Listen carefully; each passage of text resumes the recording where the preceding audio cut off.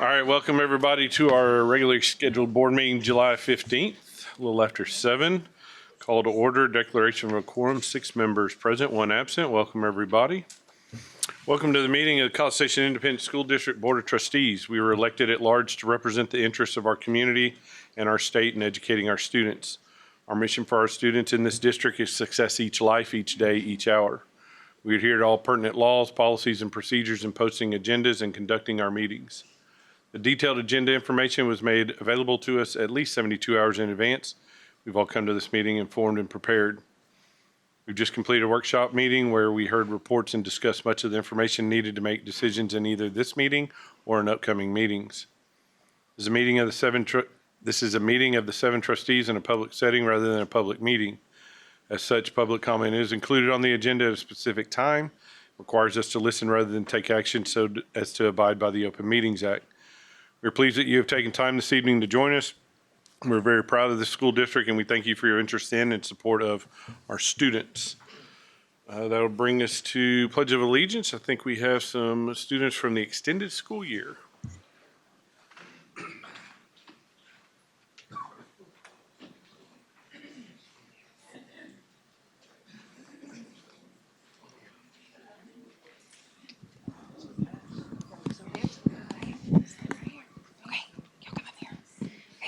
Hi, I'm Tressie Medlock, and I had the honor of being the ESY elementary coordinator this summer.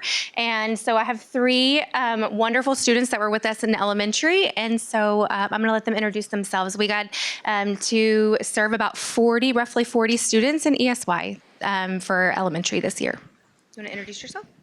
Hello, my name is Terrence Alexander, and I go to Creekview Elementary.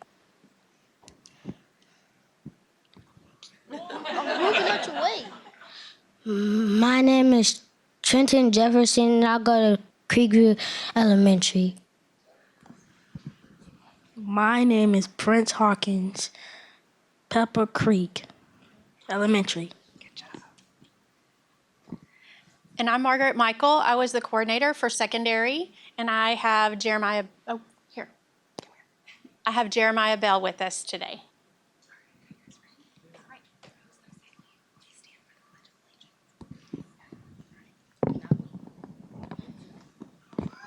Great so far. Keep it up, guys. Great, Prince. Here. Okay. All right. Will you please stand for the Pledge of Allegiance? Okay. Ready? I pledge allegiance to the flag of the United States of America and to the republic for which it stands, one nation, under God, indivisible, liberty and justice for all.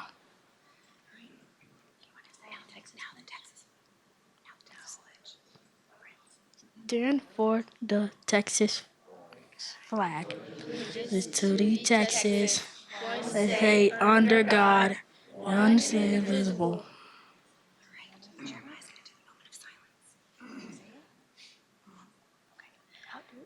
Please join us for a moment of silence.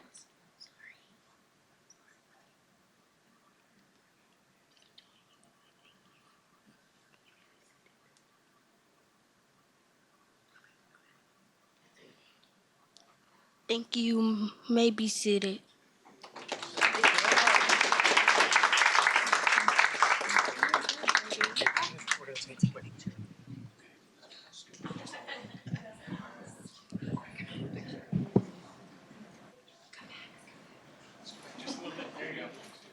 Perfect. Okay, big smiles, guys. 1, 2, 3. Okay, keep smiling. Anybody else? Good? Good? Okay, cool. Great job. Good job, guys.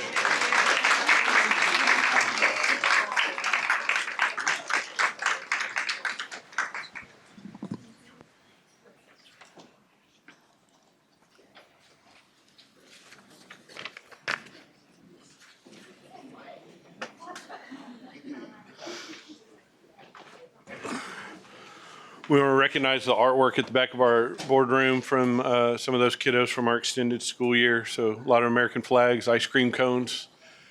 what everything is about summer up here. So we appreciate them sharing those with us. Bring us to item C3, recognize new staff. Ms. Goolsby. Good evening, Dr. Harkrider, Board of Trustees. I would like to introduce our new team members that are joining Teaching and Learning Department. These are positions that were posted based on retirements. These are not new positions. The first one I would like to welcome is our Director of Federal and State Programs, Jennifer Wood. Jennifer is an educator with over 20 years of experience in instruction, student assessment, and campus and district administration. She holds a bachelor's degree in Ag Econ from Texas A&M University and a master's degree in educational psychology from the University of Mary Hardin Baylor. Please welcome Jennifer Wood. Howdy. Howdy. It's so nice to be back in a town where everyone knows what that means. I'm so excited to be here. I started July 1st. I had the opportunity to shadow Patty before she retired, and that was a huge help to this position. I've met a lot of great people already in College Station ISD, so thank you for being so welcoming. I'm looking forward to serving the principals and the students and to fulfill the mission of CSISD. I'd like to recognize my daughter's here. Her name. So when I'm not at work, I'm chasing her around the volleyball court or the track or the basketball court. And then my mom, Lana Wood, she is in the pink. Shout out to her for always supporting me through this my career and for her journey this year. So thank you. I love you guys. Our next new team member is our Coordinator of Advanced Academics, Jeremy Day. Jeremy Day brings more than 26 years of educational experience in the classroom, campus, and district leadership positions. His previous roles include Advanced Academics Coordinator, District Reading Language Arts and Social Studies Specialist, an AP and IB teacher and coordinator. Most recently, he led the Advanced Academics program in Montgomery ISD. We welcome Jeremy Day. I went to Trinity University, so please don't hold that against me, all the Aggies in the room. My wife is here, Tiffany Day. She's my better half of, I asked her, 26 years, I think we're at. So we met when we were 15, and I was not near as nice as I am now. So for her to be with me is fantastic and support me. But anyway, on a serious note, it's been fantastic. This is day 2 for me, and I have met the best people. Like, you guys are doing something special up here in College Station. So I'm really excited to lead the Advanced Academics program and to do some great things with our students, teachers, and our parents. And my door's always open if anybody needs anything. And just thank you for the opportunity. So. Our next new team member is our Coordinator of School Improvement, Dr. Chelsea Best. Dr. Best joins us from Brenham ISD with a decade of experience in education. She has served as an elementary science teacher, digital learning specialist, and a curriculum coordinator in various districts. Dr. Best earned her bachelor degree of psychology from Angelo State University, a master's degree in educational technology from Arizona State University, and her doctorate in school leadership from the University of Massachusetts Lowell. Dr. Best, welcome.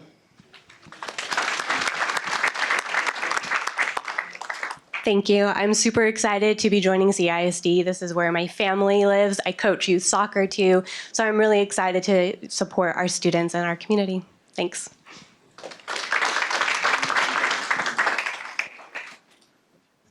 All right, welcome everybody. Thank y'all for being here.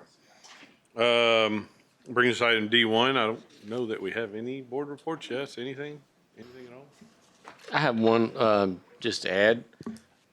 19 years ago today, I completely outkicked my coverage and married the love of my life, who's a teacher in the school district. And where else would I rather be on the night of our anniversary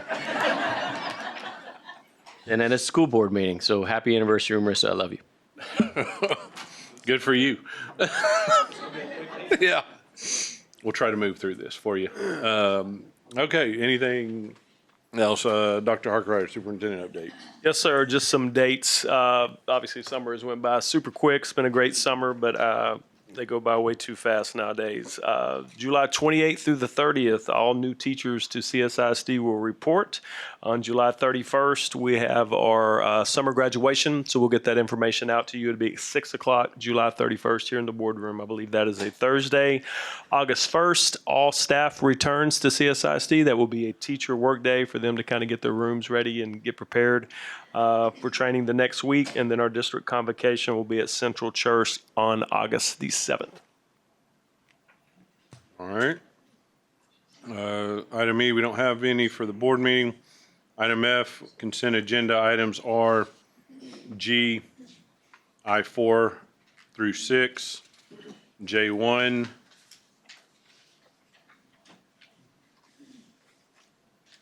through J19. That is all. Motion to approve. Second. Motion by Dr. Payne, second by Ms. Ege. Any further comments, discussion? All those in favor say aye. Aye. All those opposed? Motion carries 6-0. Brings us to item I1, consider approval of an order of election authorizing a general election to be held November 4th, 2025 for the purpose of electing CSISD Board of Trustees position 3, 4, and 5 by the qualified voters of College Station ISD, establishing early voting locations and vote centers for this election, and making provisions for conducting the election. Motion to approve as presented. Second. Motion by Dr. Payne, second by Mr. Ben. Further discussion? All those in favor say aye. Aye. All those opposed? Motion carries 6-0. I2, consider approval of an interlocal government agreement between College Station Independent School District and Brazos County related to the November 4th, 2025 general election. Move to accept as presented. Second. Motion by Mr. Ben, second by Dr. Payne. All those in favor, any further discussion? All those in favor say aye. Aye. All those opposed? Motion carries 6-0. I3, consideration, discussion, and possible action related to the formation of the district advisory committees. Mr. Dunson. Yes, sir. Really quick, one of the consent agenda items you just approved was Update 125. Those are some local policies that we discussed last month. One of those local policies is Board Policy BDF Local, which requires the district to come to the board for the formation of advisory committees that are made up primarily of district staff, parents, other community members, and or students. Board members can also be a part of these committees in less than a quorum. So we're bringing forward to you tonight. David, I just have a couple slides up here just so we can follow through. We've got 4 committees that we're bringing to you. The first one is the GT Parent Advisory Committee. This one started back in the spring. This was formed prior to this policy, but we're just bringing it to your attention. It will continue into the fall, into the spring. These folks have already been members of this committee. They've already met several times in the spring, and they'll continue through the spring and then reform back in the fall of next year. The Emergent Bilingual Family Advisory Committee. This will be for emergent bilingual families, dual language families. There's a process for those families to be appointed and criteria for each grade level and school to be a part of this committee. And those folks will be appointed or asked to be a part of that committee through surveys related to their programming. We'll also be asking to form a special education parent advisory committee specifically for those parents who have students in special education or have 504s. And it will be one parent per campus to serve a 1-year term that is renewable each year. And this will be a lottery system. And so parents will be able to sign up, put their name in the hat, and then will be selected at random for that. It's the same way we did the GT Advisory Committee last spring. And then a new, more broad advisory committee for the district, Community Advisory Committee.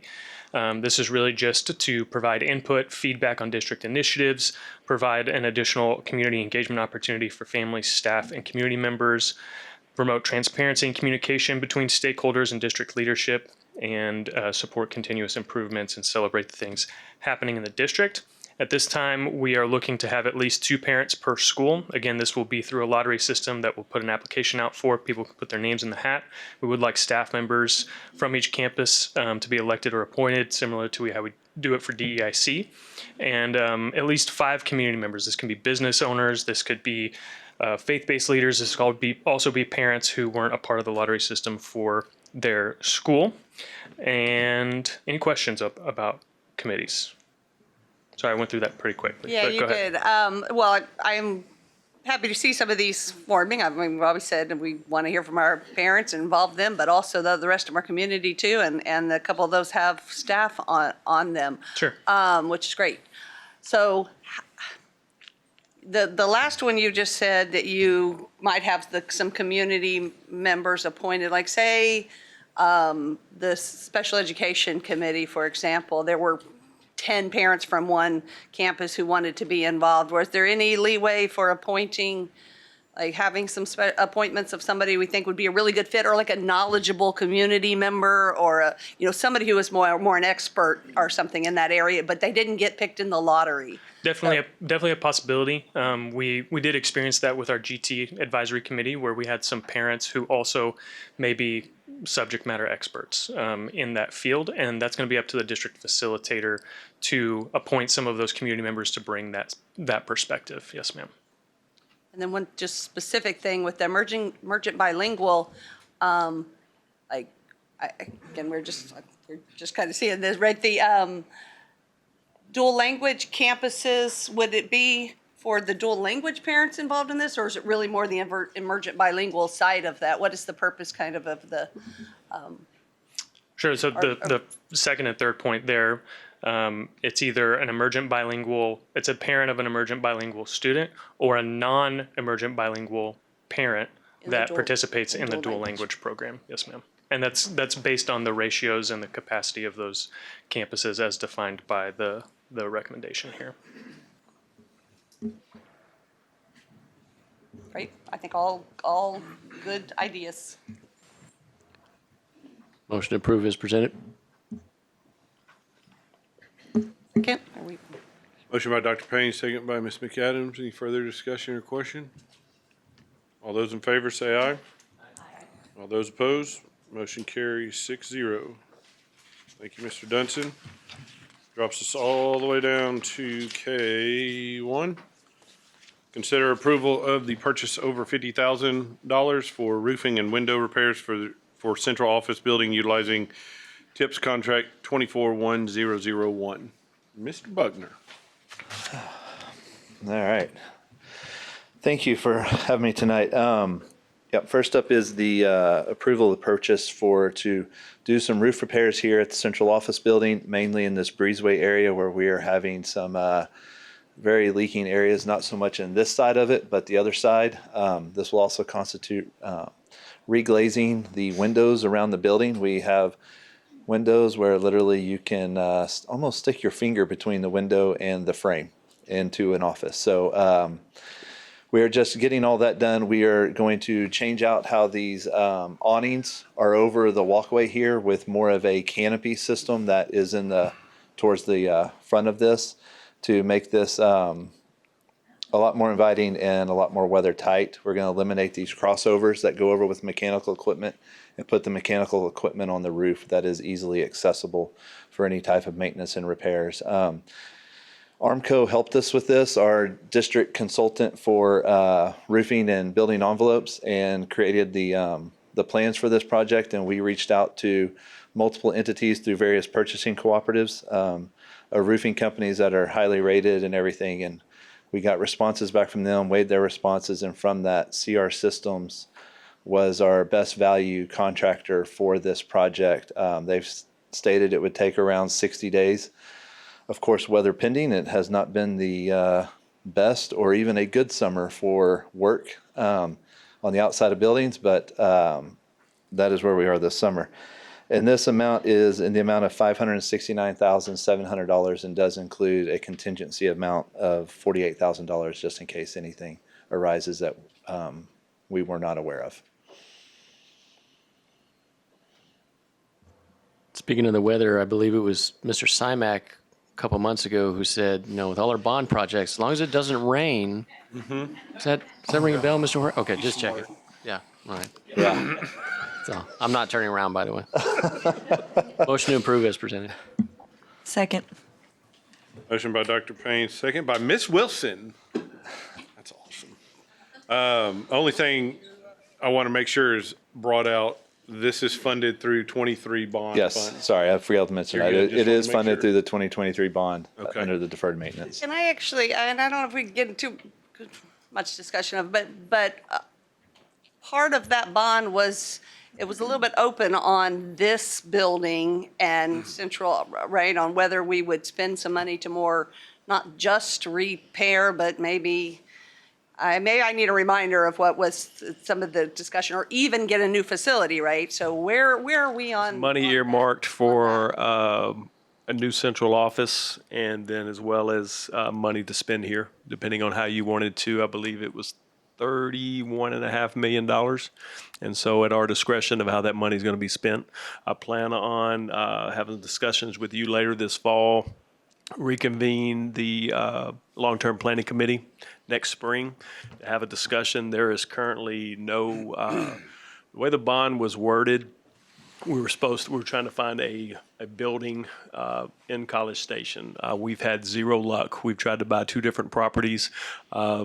No go on either one, and we didn't like the third one we looked at. So we're at a position right now, we have the funds, we have the property, we legally can build a new administration building. But we want to visit with the long-term planning committee, to that group. They're the ones that earmark the money for a new admin, to let them know kind of the dilemma we're in and what our plans are. And then we are working behind the scenes now on the planning and programming for that facility, and that we would bring you guys for action next spring. Yep. Appreciate it. But in either situation, the plan would be to continue to have and use this facility, so investing in it would make sense. That's Correct. It would be utilized more than likely if we can get programming to get most all of our folks out of here into a new building. This more than likely would turn into our new alternative school and move that out of College View and have that facility here and those kids over here and staff here, and then whatever else we wanted to come up with. So yeah, the building would definitely be utilized. Any other questions? All those in favor say aye. Aye. All those opposed? Motion carries 6-0. Brings us to K2, consider approval of the purchase over $50,000 for sanitary sewer line repairs at Consolidated. Mr. Buckner. Yeah, so we have had constant issues with sanitary line backing up in the main office area at A&M Consolidated High School. We brought in Ed Phillips Plumbing to start this project, and as they got into it, after they cut through the slab and tunneled down into where the sanitary sewer line was, they found another issue with it, and that is that building, that line is gravity fed back towards the building instead of away from the building. So this has doubled the amount of work that they needed to do in regards to that. So now we will have to tunnel from outside the building underneath back into the building and get that line to where it connects outside, and then we have more of a gravity flow away from the building like it should be. Originally, this project was at $40,170.12, and now with this added work that was determined once they got underneath the building, it's an increase of $38,373.88, which will now take that project, and including an extra $10,000 for contingency just in case something else pops up, which if nothing does, then of course that money does come back to the district, that $10,000. But now that project is $88,544, and we're going to use the 23 bond with deferred maintenance funds for that as well. Motion to approve is presented. Second. Motion by Dr. Payne, second by Ms. McAdams. Further questions, discussion? I just need to recuse myself as Ed Phillips as a client. Okay. All those in favor, say aye. Aye. All those opposed? And one abstain. Motion carries 5-0. That brings us to item L, executive session. See y'all when we get back. Summer's almost over. Next time we see y'all, we'll be in another board meeting if you're not here when we get out. So appreciate y'all. Hope y'all have had a fantastic summer.